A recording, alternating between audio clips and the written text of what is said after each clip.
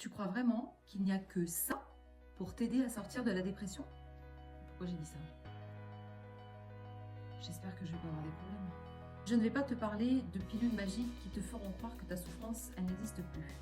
Je vais plutôt te parler de réapprendre à écouter ce que tu ressens pour quitter cet état qui plombe ta vie et qui t'entraîne vers la dépression.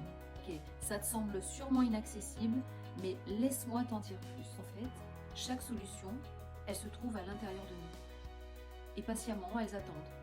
Elles attendent d'être découvertes. Depuis 2010, j'accompagne les personnes qui souffrent de dépression, des personnes qui se sentent parfois tellement désespérées qu'elles en arrivent à négliger toute la beauté de la vie et à perdre le sens de leur existence. Alors pourquoi ces personnes, elles viennent me voir? Eh bien parce que je les aide. Je les aide à reprendre le contact avec elles-mêmes. Comment? Eh bien en leur apprenant l'auto-écoute consciente.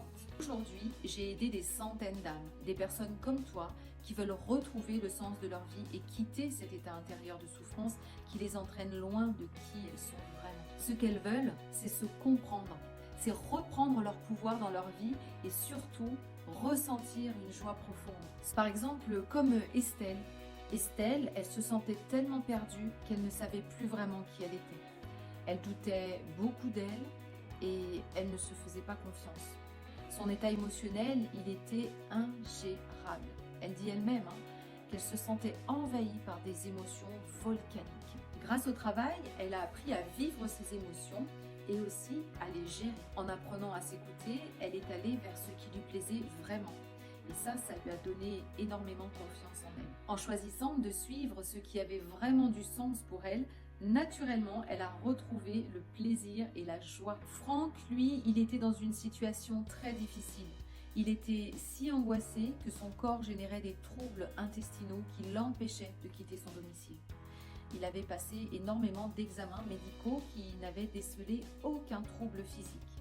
Mais cette situation lui causait d'autres conséquences, notamment dans son activité professionnelle. Grâce à l'auto-écoute consciente, Franck, il a repris contact avec ses émotions en les vivant véritablement. Il a appris à les ressentir, à s'en occuper, et cela a diminué l'intensité de ses émotions. Et puis progressivement, il a appris à se rassurer, et ses troubles intestinaux ont disparu. Il est devenu super confiant et serein. Je peux aussi vous parler de Stéphanie. Stéphanie, elle se sentait coupée d'elle-même. Elle se sentait comme un robot. La vie n'avait pour elle que très peu de sens. Elle a exploré les profondeurs de son être et progressivement, des désirs et des passions ont vu le jour.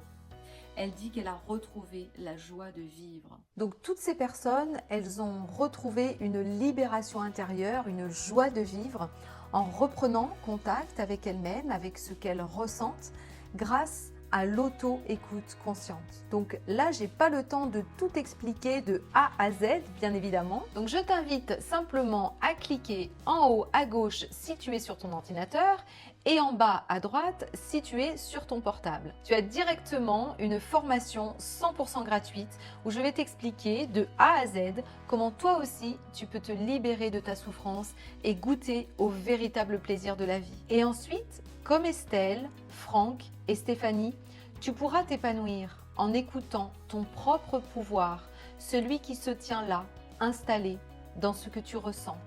Un guide juste et authentique.